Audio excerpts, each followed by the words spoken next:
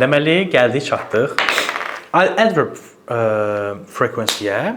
Burada biz bunu əslində bu mövzunun demək olar ki, eynisini biz keçmişdik A1 səviyyəsinin sonunda. Bax, onu yaxşı öyrəndiyiniz üçün indi bu sizə belə halva kimi gələcək.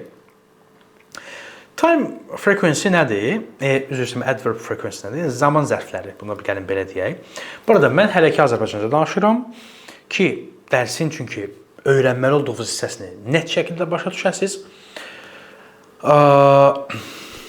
Bunu İngiliscə danışmağa ehtiyac görmürəm. Çünki İngiliscə danışsam, ola bilər ki, bəziləriniz bəzi hissələrini başa düşdünüz, bəzilərini başa düşmədiniz. Tam şəkildə keçirə bilmədim o enerjini sizə.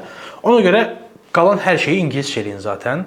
Əsas odur ki, başa düşəcəyiniz hissəni Azərbaycanca başa düşün və salam. Deməli, zaman zərfləri nədir? Zaman zərflərini biz dedik ki, biz öyrənmişik onsuz da. Ona görə bizim üçün bu rahatdır. Biz dedik ki, I go. Nə deməkdir? Mən gedirəm. Biz zaman zərflərini bura qoyacağıq. I always go. Məsələn, I always go to coffee shop. Mən həmişə coffee shop'a gedirəm. In order to learn English. In order'a girməyim, gəlin rahat olsun. To learn English. I always go to coffee shop to learn English.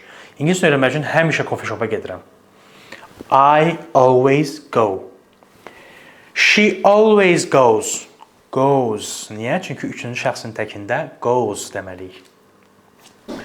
Bunları, zaman zərflərini ortada istifadə edəcəyik, olub bitəcək. Never. I never smoke. Mən heç vaxt siqaret çəkmirəm. Ya da aşağıdakı əslində o açıqlama hissəsi, qeyd hissəsində misallar da verilib. Məsələn, oradakı misal belədir biri. She always arrives on time. O həmişə vaxtında çatır. Bax, arrives. Axırda s. Niyə? Çünki üçüncü şəxsin təkidir. I always arrive on time. Arrive. Arrives yox. Çünki niyə? I-dır. Üçüncü şəxsin təki deyil. Deməli, sözləri əzbərləyəcəksiniz, cümlələri məşq eləyəcəksiniz.